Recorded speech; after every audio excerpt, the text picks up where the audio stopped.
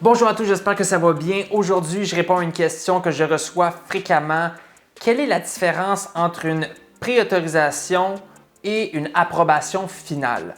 C'est une très bonne question, puis c'est important de connaître la différence parce que c'est pas du tout la même chose. Donc, premièrement, la première chose que je veux clarifier, c'est que préautorisation, préqualification, préapprobation, c'est toute la même chose. Okay? On parle d'un individu comme moi qui analyse les chiffres, les documents et le bureau de crédit d'une personne ou d'un groupe d'individus et qui, selon son expertise, détermine que le projet est viable. Donc, ça devrait fonctionner, que tout est en bon état et que le projet va bien aller. Ça ne vient pas assurer que tu es accepté. Okay? Ça vient simplement définir qu'un expert qui a regardé tes chiffres et qui a établi que ça devrait fonctionner. C'est pour ça que bien souvent, on va avoir des courtiers immobiliers, par exemple, qui t'invitent fortement à aller voir un individu ou un groupe d'individus spécifique. C'est parce qu'ils ont confiance en cette personne-là, puis ils savent que la personne a bien vérifié les documents et qu'elle sait comment il travaille. À l'opposé, si disons tu avais été voir quelqu'un d'autre,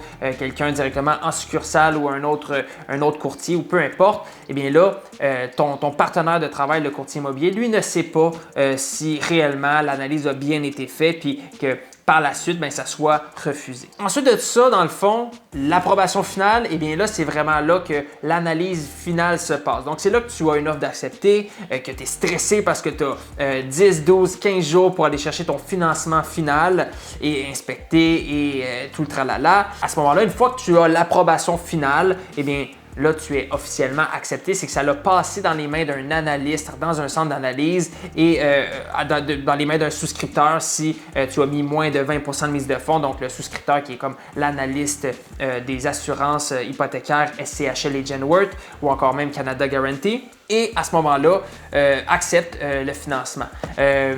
Donc, voilà, c'est ça la différence entre les deux. Donc, il y en a un qui est vraiment en préparation, donc on vient s'assurer au préalable que tout est beau, que tout devrait fonctionner. Donc là, l'avantage de venir mentionner à ton expert en hypothèque s'il y a des changements dans ta vie, dans tes finances, dans tes plans.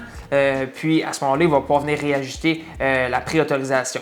J'espère que ça a répondu à la question. S'il y a d'autres questions qui découlent de celle-ci, n'hésite pas à les poser dans les commentaires. Ou encore même d'aller voir sur la page Facebook, liker la page, regarder les vidéos et encore une fois poser des questions au besoin.